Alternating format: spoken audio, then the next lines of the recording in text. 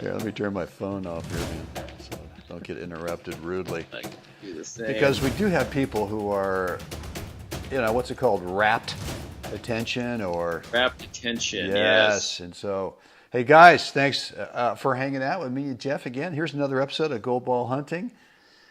Probably the best doggone podcast out there, video and audio, to help you actually with the realities of being a competitive tennis player and whether you're literally trying to, win some more rounds in tournaments, whether it's local, regional, national. Heck, if you want to go to Europe, play some ITF events, let me know because I'll point you to the website. It's easy to, unbelievable calendar. Unbelievable. You can, Yeah. I mean, if you've got the time and you got the dough and you want to go travel around the world, we all, a lot of people love to travel.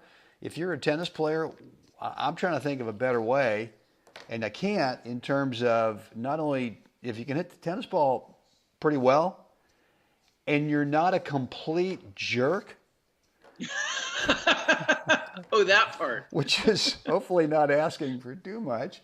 But I'm telling you, man, if you can hit the ball pretty well and you're a good guy or a good gal, the ITF website, International Tennis Federation, I think that's what it stands for. The senior part has got a calendar 12 months out of the year where you can travel to some incredible places.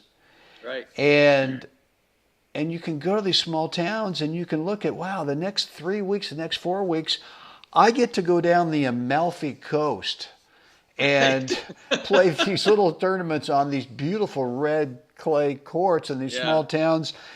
And the next thing you know is you play one, no one knows you. By the second round, everyone loves you. And, they want to bring you home and forget the hotel, forget the food. You're now taken care of, for the next few weeks. So, right. Yeah. Let me know if that sounds kind of interesting. It's a fabulous way to, like you said, traveling international like that.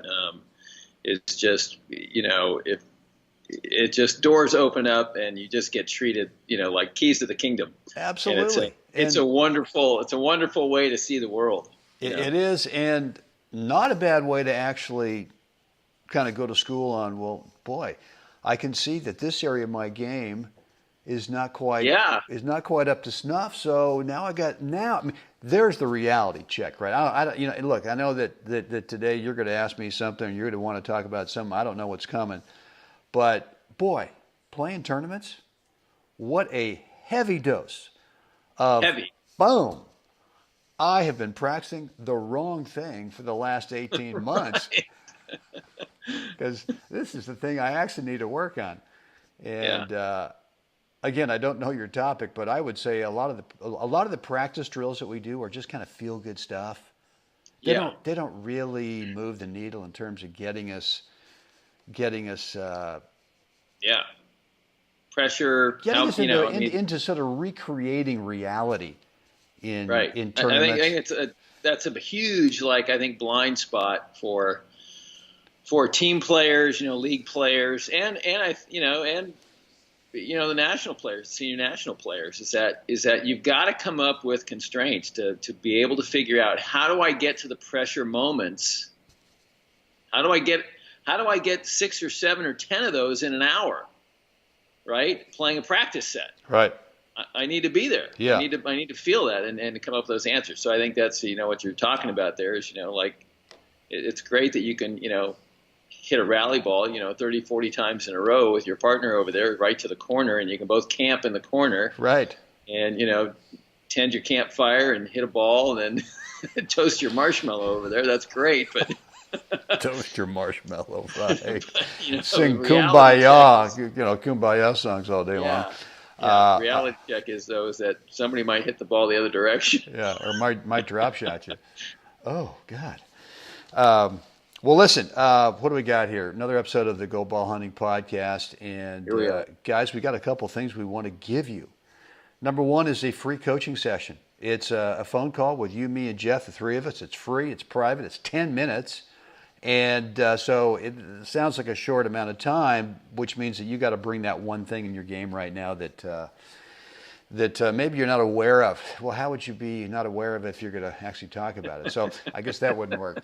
But bring us that one thing where you think you need to clean it up so that you can get the result you want. And the way you do that, go to goldballhunting.com, drop in a first name and email address, click the button, and you'll get immediate access to our online calendar scheduler where you can pick a perfect time and date for you that works well for this coaching call. And the other thing you're to get is a video that Jeff and I recorded. It's a private video we recorded a few months ago where we're talking about how to build confidence, and it's really based on the theory about reducing your skill level range. Yeah. That's a big deal, man, and no one else is talking about it except for you and me, Jeff. How do we know this stuff and no one else does? I think, again, we can talk theory all day long, but it's boots on the ground, baby. I see. It's like reality check. All right. Well, skill level range. One day you play at the top of your, at your current skill level. You play there. And you come away just going, I got it. Boom. Finally, it's locked in. I got the game figured out. You go out tomorrow. What happens? Thud.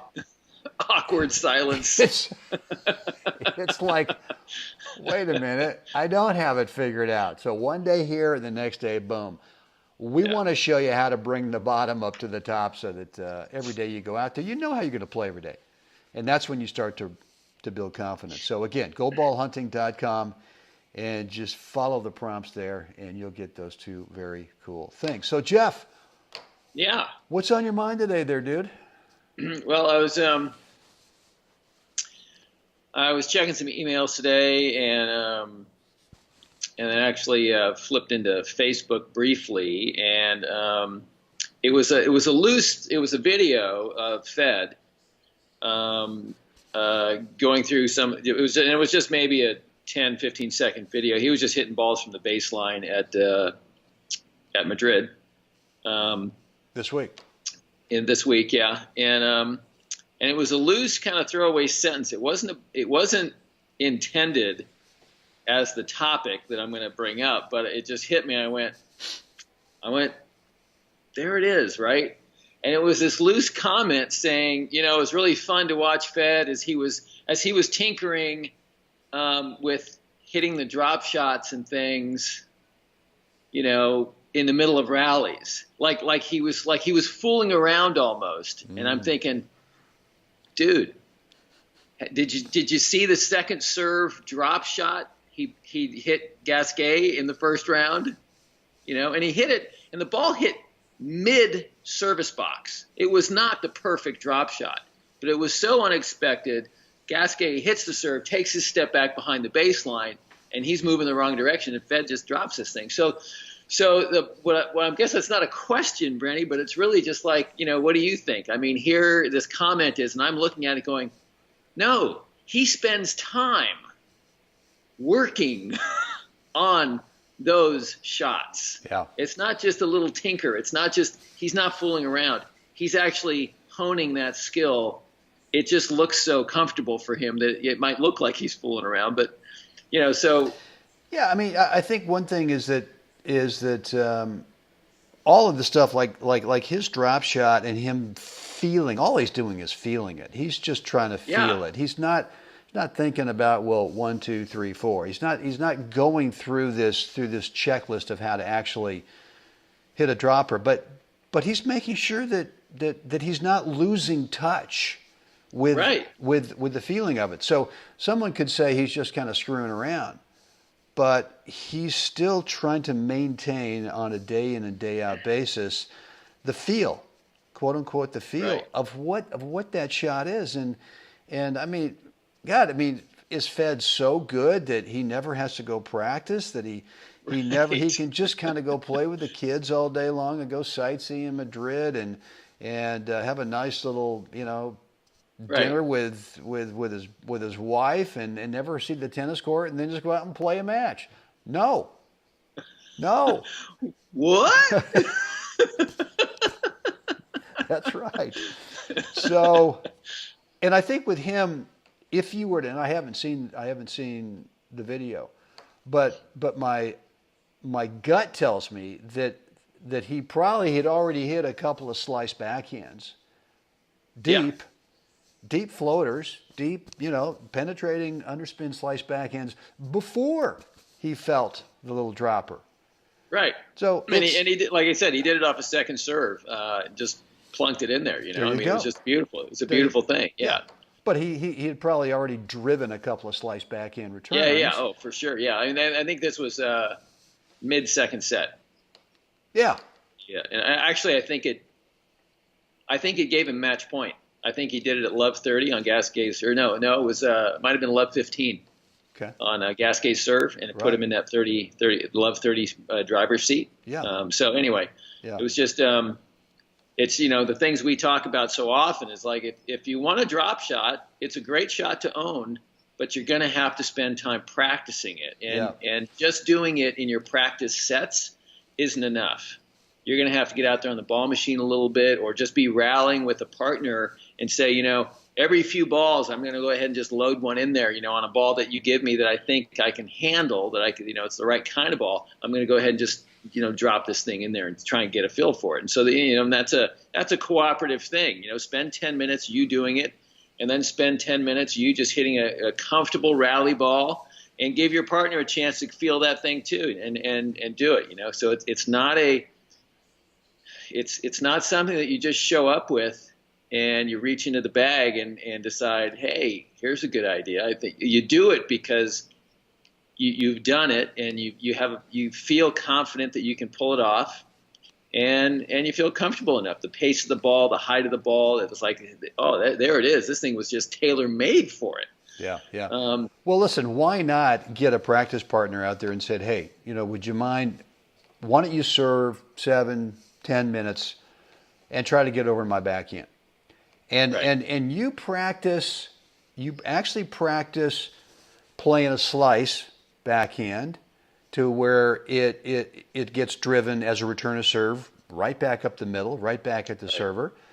And then you go ahead and you practice the next one as a dropper.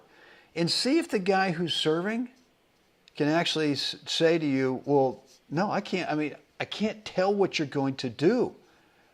Right? And maybe then you have the guy where he's served your backhand, but he can't serve and volley, and you play out some points, and you play a couple where you just slice it deep. I don't care if it floats, just get it back there. Yeah.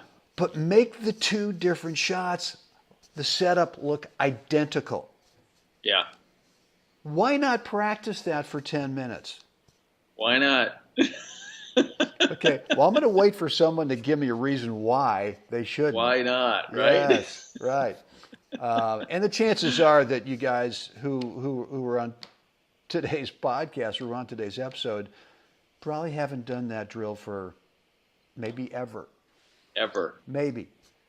And, have the guy do it for 7 to 10 minutes. He just serves your backhand, go from the ad side, just sit in the ad side for 3 minutes, then go over to the deuce side. Sit there for 3 minutes and work it. And this is something I think that, like, individually, yes, because everybody kind of knows their skill set in the senior nationals. Most everybody has some sort of framework, a clue about how to prepare and what their skill set is and what they want to add or not add, right? But I think for, like, in terms of team practices and stuff, teams should be out there doing this. Like, you got four gals on the court, 2 serving at one end into each side, and you're just doing the drop shots. Let's just load them up. That's right. Load them up for 10 minutes. That's right. Then do the other. I mean, I tell you what, the benefit, the reward from that will just pay off huge. So, yeah. Anyway. Well, like we talked about in the beginning with, traveling to play some tournaments, and not only having it as a great travel experience, but also what a great way to go to school on your tennis game, and what you're going to find, especially when you go to Europe, or if you go somewhere like that where they've got clay courts, is that the chances are you're going to get your butt drop shotted to death. Yeah. And it's going to be a wake-up call, especially if you don't really have a great, or not a great, but a good drop shot as part of your strategy. And look, there are opportunities in doubles where we drop. It's especially on clay. It's not where you're going to take every ball and just drive it back deep, and right. let's kind of take it from there. So, well, listen, good topic today, Jeff. Yeah, I guess if Fed can do it, I guess I should too. I guess that would be the indication.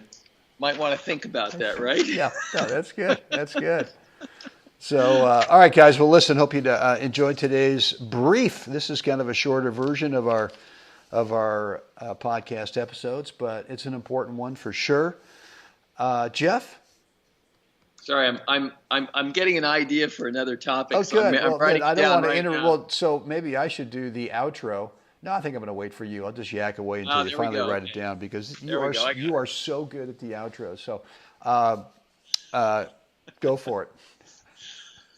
What am I supposed to say again? Oh yeah, like us, share us, yes. Please subscribe.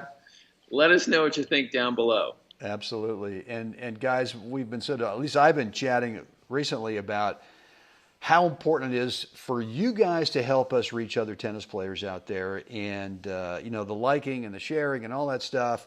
But on iTunes and the other audio platforms, if you could rate us, I know on iTunes it's called rating. I think it's 5 stars. Right. If you're thinking about a 1 star, well, okay, I guess. But if we would sure prefer a 5 star if that might be if that might be cool. And just a comment, just so that the iTunes folks kind of spread the love and get us out there to more tennis players. We would certainly appreciate it. So all that said, guys, get out there, help someone else have a spectacular day. Jeffrey, we'll do this again tomorrow. Can't wait. Okay.